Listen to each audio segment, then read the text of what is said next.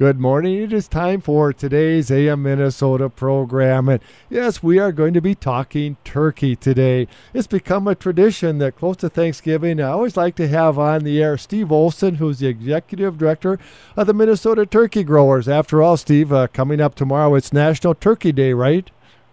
Well, actually, I like to think of every day as National Turkey Day, but yeah, tomorrow's Thanksgiving, and it's a great day, and it's a nice day to kind of feature our industry. And that's what I always like to talk about, too, because the turkey industry, it's more than providing turkey every day, especially on Thanksgiving, but it means so much to our economy. A lot of jobs revolve around those few farmers that are out there raising turkeys. Well, yeah, and that's a great point because the part of the value of the turkey industry is that it provides income not only for those that are directly involved in growing the birds and the families and the workers that they employ, but also the processing companies. But then it's those allied industries. So it's that electrician, that plumber, the feed salesman, the equipment salesman in those rural communities, which strengthens the fabric of rural Minnesota, which also helps support the Twin Cities metro area. Well, and then look at right here in Faribault, how many hundred jobs at the Genio Turkey Store processing plant, including my wife, by the way, who's an occupational health nurse. Full disclosure there. So guess what? The turkey industry makes our house payment each month and then some. Well, that's great. Somebody's got to carry the load for you, Jerry. That's right. But a lot of people don't realize that, and I always like to get that message out that farming in general, 1 or 2% maybe of the population, but so many other jobs rely on that 1 or 2%. Yeah, they do, and again, there's kind of a ripple effect throughout those rural communities. That when you look at it, we're very fortunate that we have such a small percentage of our population that can feed the rest of the nation, as well as a large part of the 95% of the rest of the world. And it's one thing that I think people take for granted. And it's you look back to when my grandparents were growing up and they started farming in the Red River Valley. More people had to be involved in food production in order for those families to survive. But you look at today, and we can get by with a small percentage that helps feed the rest of it, so we can focus on talents that we have in other areas. And the expertise, not just to the people that are taking care of those birds in the barn, but I'll tell you what, I love coming up to the Midwest Poultry Federation annual convention every year and just going through the trade floor. I challenge somebody to go and you see all of that equipment and all these computers doing all these things. It's just mind-boggling. It was a whole industry that I didn't know anything about. Yeah, it is pretty fascinating, and it fascinates me every year too. It's an annual convention that we hold in Minnesota, and we attract people from not only across the United States but several countries as well to learn more about the poultry industry. But they're there to buy, to help further their business by seeing what's the latest technology and buying that, but also the educational programs that we offer through that. I think that people would be surprised at the level of technical and innovation that's happened not only in the poultry industry but in all of agriculture. My favorite machine that I saw there was for the hatcheries, one of these little, what are they called, pullets? Okay. And they put that in this machine and have a little skull cap that came over and it'd hold them in place, and then it'd go around and it'd get all the different vaccines, and you could take care of the beaks so they don't injure each other, and you could take care of their claws. And a machine did it all. Very, not stressful for the poult, and it's just mind-boggling.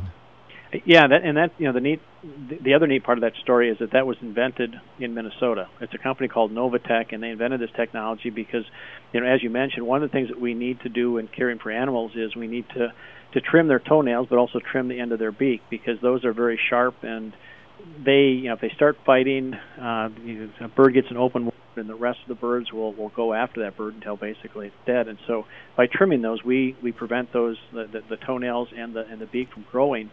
And that helps protect the health of all of the birds and all of the flocks. But it's technology that's it's using infrared and microwave rays to trim those, or to stop the growth point.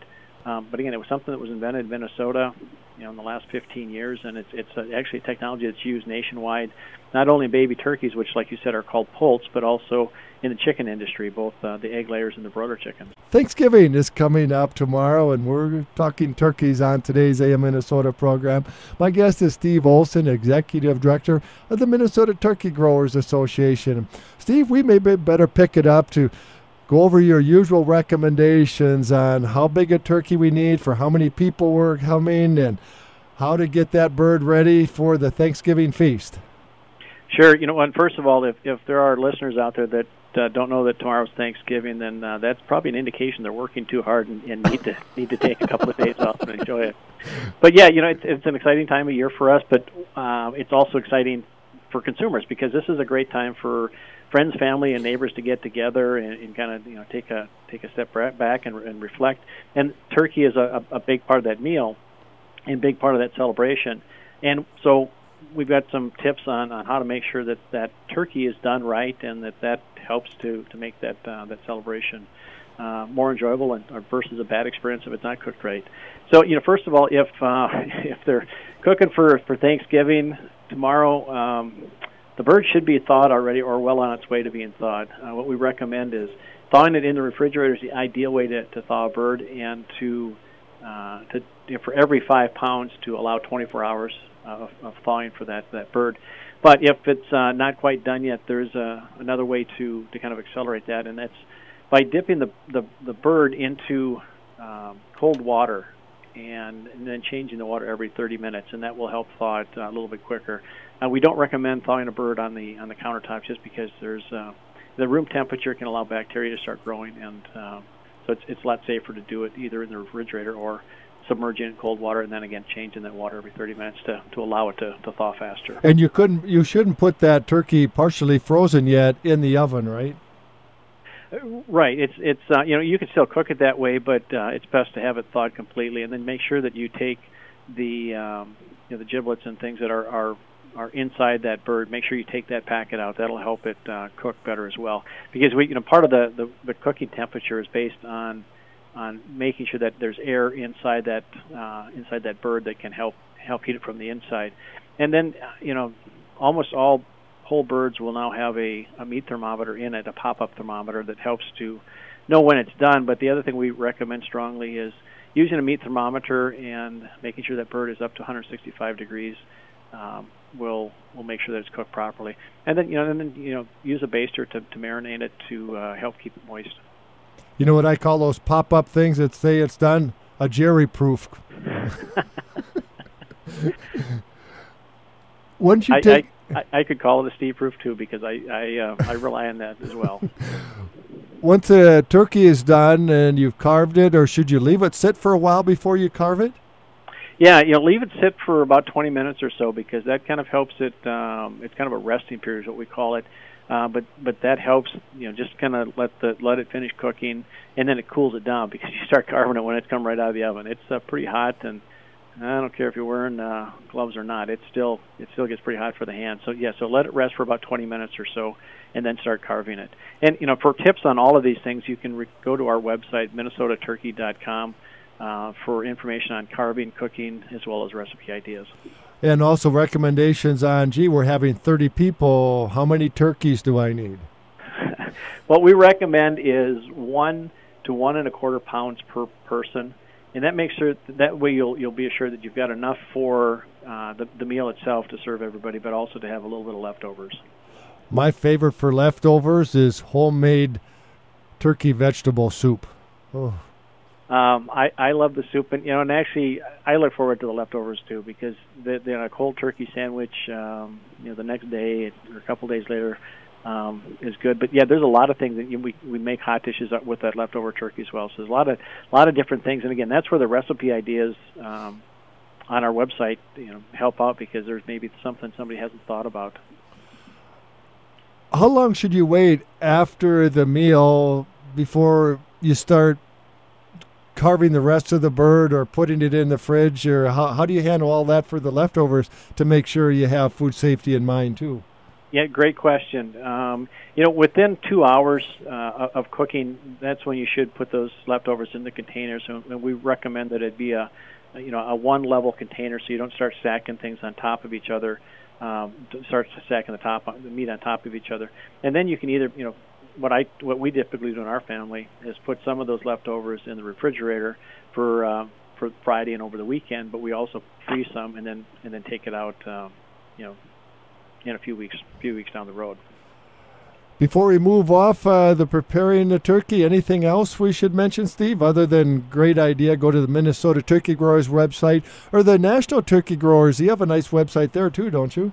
Yeah, the National Turkey Federation has got a great database and on recipes, and that's people can link to that through our website at minnesotaturkey.com.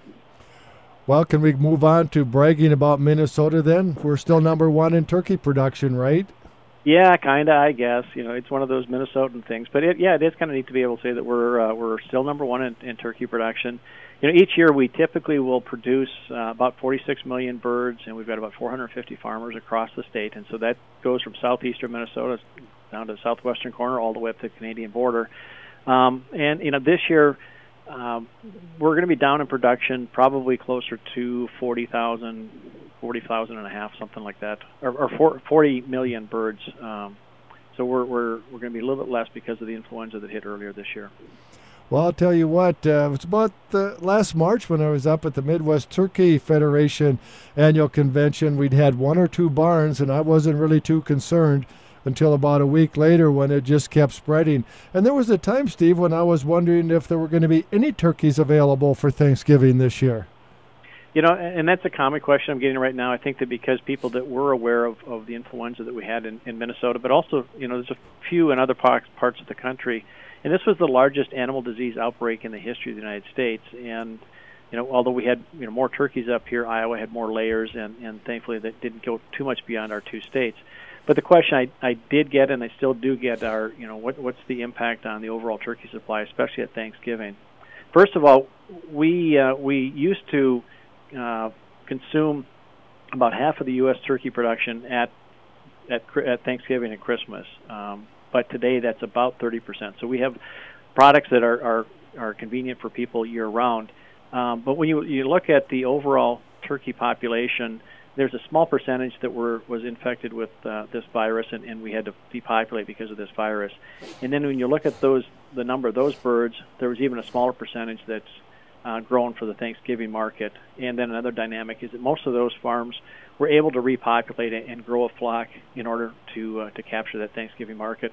And then a fourth factor is that we start building the inventory for Thanksgiving earlier in the year. So we're putting birds in cold storage and just kind of keep building that throughout the year. And then grocers are placing their orders at that time too, so they capture some of the price breaks that we have then. Looking at the overall impact of all of those birds that either died or had to be euthanized, I expected a bigger impact in the price that we pay for a turkey at the grocery store, but apparently it really didn't have that big an impact, Steve. Especially at Thanksgiving, grocers use turkey as a loss leader, or what I mean by that is they discount it in order to attract people in to buy that turkey for that holiday meal. But then when they're there, they also buy the cranberries and the potatoes and everything else that goes with it.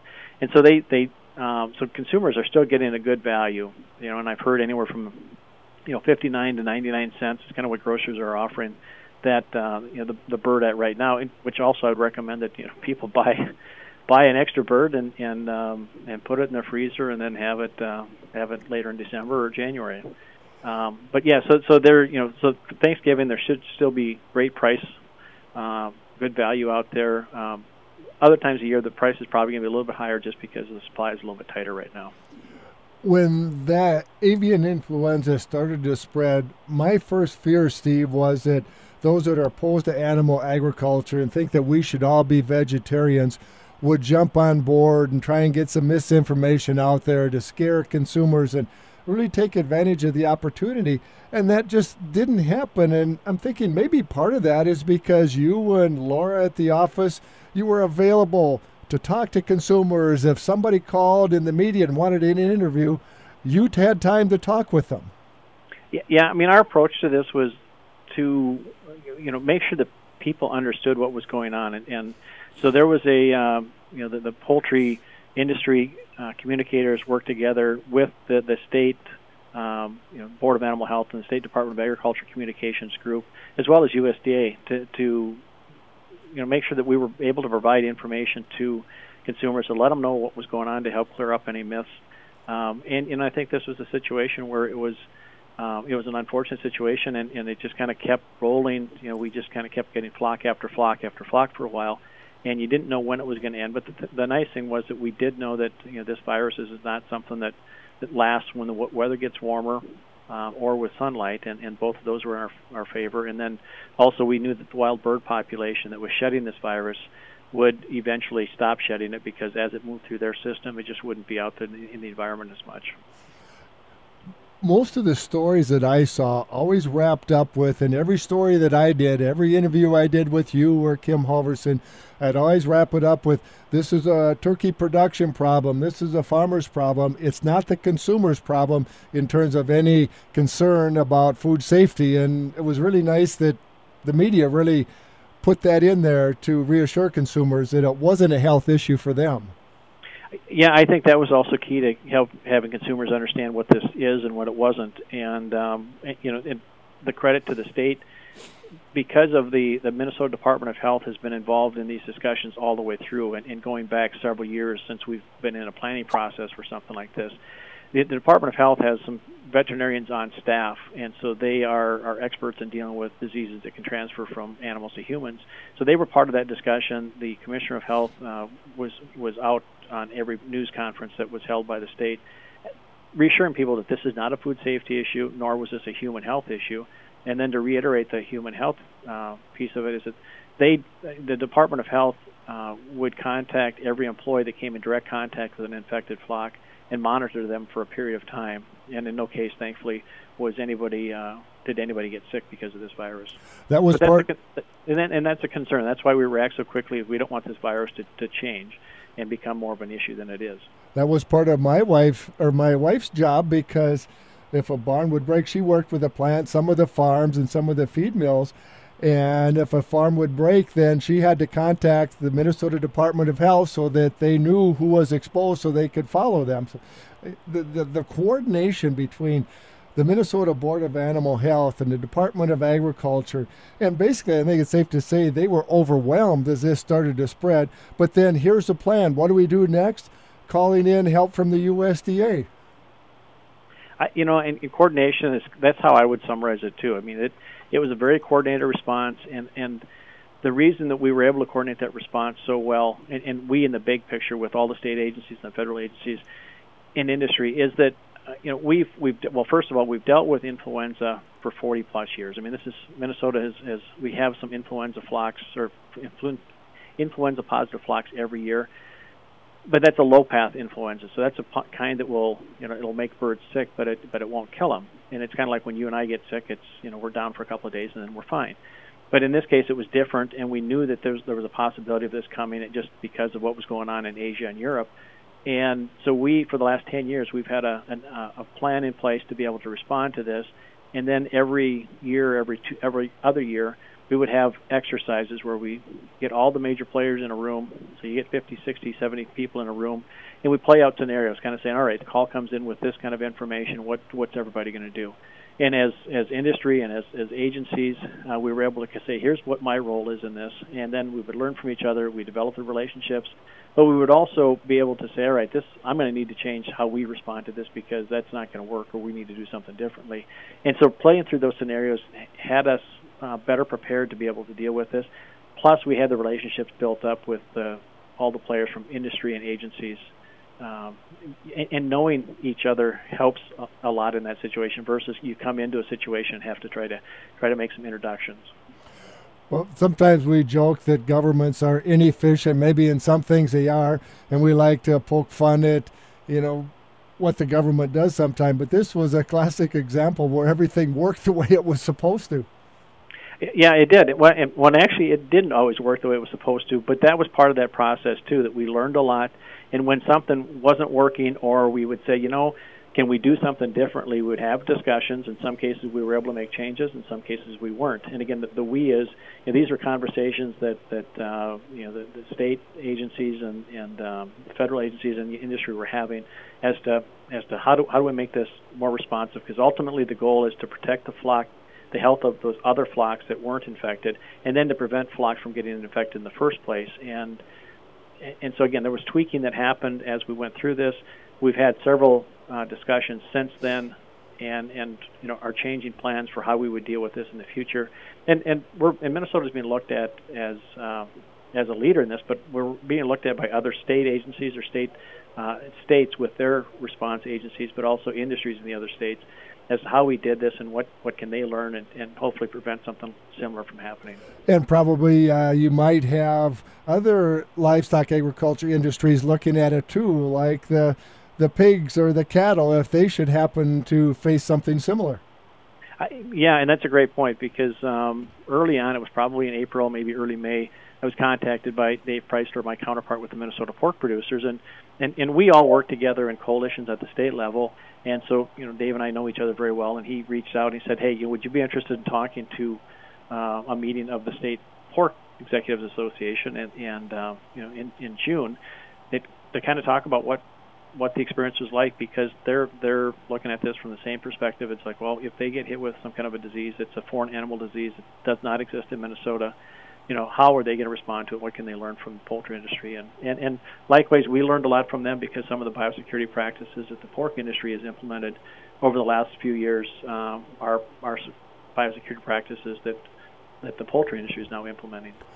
Well, let's change gears, Steve. We only have about 5 minutes left. I want to talk a little bit about turkey production today. And you mentioned that years ago, a very large percentage of the turkeys produced were consumed at Thanksgiving. That's not the case anymore. And I remember when I was growing up, I've mentioned this before, there were farmers down by wells that they'd take a corner of an alfalfa field, put up a fence, and put out some brooders, and they'd be turkey producers for the summer. Yeah, and we used to have a lot more seasonal production, where people did raise birds on pasture, and that was kind of one of the major ways that we produced birds. And then as a couple of factors happened, is that as we had some of these disease issues, one of the things that the University of Minnesota Extension veterinarians and extension educators encouraged was moving birds into barns. And what that did was it protected our birds from disease transmission from wild birds, but also protect them from predators. We were able to control the environment that those birds were in, from a temperature and humidity and moisture and that kind of stuff. And so it all led to the improvement of bird health, which gave us the ability to raise birds year round. And then the processors have done a nice job of developing products that are more convenient for consumers to consume year round. And so again, 70% of our production goes towards non-Thanksgiving and Christmas holidays. And so that's the ground turkey that's out there. It's the turkey deli meat, it's turkey tenderloins, and a whole bunch of other products. Why don't you explain too, Steve, the use of animal health products, antibiotics? There's a lot of discussion about that in the media, a lot of concern by consumers. Yeah, and that's one of those misperceptions. First of all, there's no hormones or steroids used in producing poultry at all. We've gotten our birds bigger and more muscle and more meat because of selective breeding for those traits, but also the nutrition. These birds eat better than we do. And then, we do use antibiotics to treat birds. If they get sick, we're going to use an antibiotic because it's, we consider it inhumane to not treat sick birds or sick flock. And so we do use those. But what, again, some consumers may not understand is that there's a withdrawal period. The federal government requires that we withdraw those medications within 21 days of going to market, or more than 21 days before they go to market. But in addition to that, we also draw samples from birds to make sure that there's no antibiotic residue left in those birds. And so it's all about keeping those birds healthy, which gives us a safer food product to offer to consumers. You mentioned a point about you consider it inhumane if you have sick birds and you don't treat them. And I liken that to when our kids were little. If they had an ear infection, we wouldn't think twice. We'd take them to the doctor, and if he prescribed amoxicillin, well, why wouldn't you want your child to get better? Well, in the case of turkey producers, those birds are kind of like their kids. Yeah, and that's a great analogy, because the other thing that we do is, we will pull samples to identify what that disease is. Is it a virus? If it's a virus, then antibiotics aren't going to work on it. If it's a bacteria, what type of bacteria, what type of medication will that bacteria respond to, so that we know before we give a medication whether it's going to be effective or not. And again, it's one of those that we can better tailor that. And unfortunately, that doesn't always happen in human medicine, because I have went into the doctor or taken my kids in the doctor and they haven't necessarily tested. They've just written a prescription. So that's one thing, as we look at as a society, helping to make sure that we have antibiotics available for treatment in human and in animals, making sure that we're using them judiciously. And then there's also some federal requirements that are coming in this time next year that will be help strengthen that in the livestock industry. Steve, we're almost out of time, but once again wanted to mention the Minnesota Turkey Growers website or the National Turkey Federation's website. All sorts of recipes, information, answer questions. You can take a tour of a turkey farm and see how your turkeys are taken care of. That's all on those websites. It is, minnesotaturkey.com, and we've just released a series of videos in the last couple of weeks that give people that chance to go on and see what turkey farms are like, but also specific to some issues that are called turkey tracks. But check out our website at minnesotaturkey.com, and that also has a link to the National Turkey Federation. Thanks, Steve. You have a nice Thanksgiving with your family. Thanks, you too, Jerry. Steve Olson, Executive Director of the Minnesota Turkey Growers.